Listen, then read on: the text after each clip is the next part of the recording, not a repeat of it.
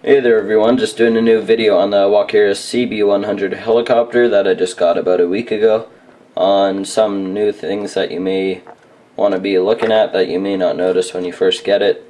And if anything's going wrong, then this video should be able to help you out, as I've covered most of the main ideas. So, first thing I'm going to show you is the new battery tray that I did not notice. Here, I'll turn on the light for my camera. It would be this guy right there. So you can see how in the battery tray there's that little indent on the left. That's for where your cord goes, so you can tuck it in there and then it won't get in the way of the battery and won't press on the cord as much, so you think you're going to break it. Now, which is a nice little feature on it, I'll cover the tail blade here because out of the box I had no problems. My helicopter was everything was good. It hovered out of the box fine. But after a few bad crashes, I started noticing some problems with my tail and didn't know what was going wrong. So one of two things that can be going wrong for you.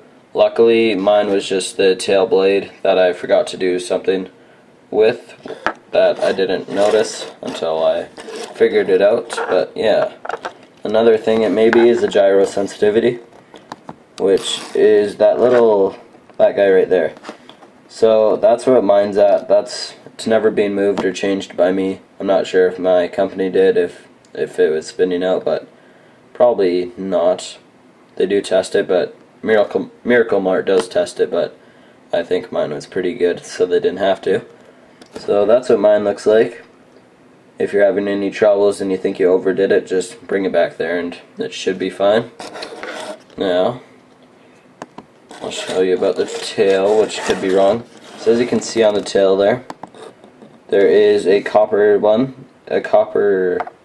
guy right there, which would be for securing the blade.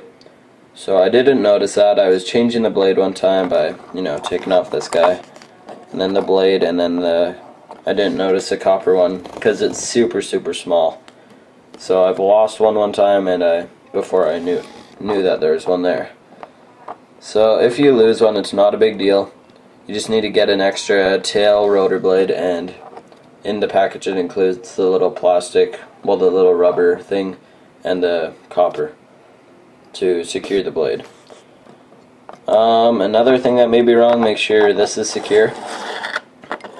The screws will come out after a few crashes. Mine did. Right now I've only used super glue, but I did order extra screws to come in.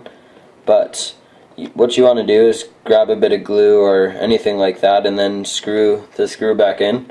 Then it'll make it a lot more secure and won't slip out as easy. Alright, now the swash plate, which can be problems for many people. I'll turn it back on there. It's this guy right here. So the blue metal head. And as you can see, mine's kind of leaning forward there, which means that it's going forward in flight, which it is, so I'm going to change that for this video. These arms are connected to the servos, which when it's moved it changes the swash plate up and down to adjust the trim, or to make it go forwards and backwards, which moves the blades. So with your little guy here, I'll try and get it a bit closer, to make it a bit, here one sec, to make it so it goes forward, like if your helicopter is going backwards and you have trim all the way to the forwards, then you're going to want to make it shorter, so then the swash plate goes a bit further forward. And if you're going forward in flight, then you're going to want to make it a bit shorter so that the swash plate is a bit further backwards. So since mine's going forward, I'm going to have to make it a bit longer. What you want to do is one full turn and simply connect it back. It doesn't take much, so don't overdo it. One sec. There we go. So don't overdo it, or else your helicopter will be going in the opposite direction super fast. So once you have it connected, it can be a bit tricky to put back on.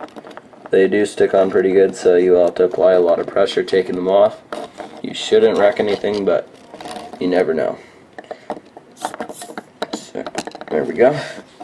So, pretty simple, and, it's pretty quick fix if you're having any troubles like that. Another thing I wanted to show you guys is for screwdrivers, what kind to get. With these helicopters, you're going to want to get a 00 and 000. Right now I only have a 00 screwdriver. I got them from Canadian Tire. So this is how small it is. I'm going to show you that point there. Here, let me grab something so you can compare. Right, there's a CD, and yeah, it's quite the small tip. They've got pointed tips, which is what you want. Many hobby stores will have them or anything like that. So these screws are very, very small. As you can tell, make sure they're not too tight and make sure they're not too loose.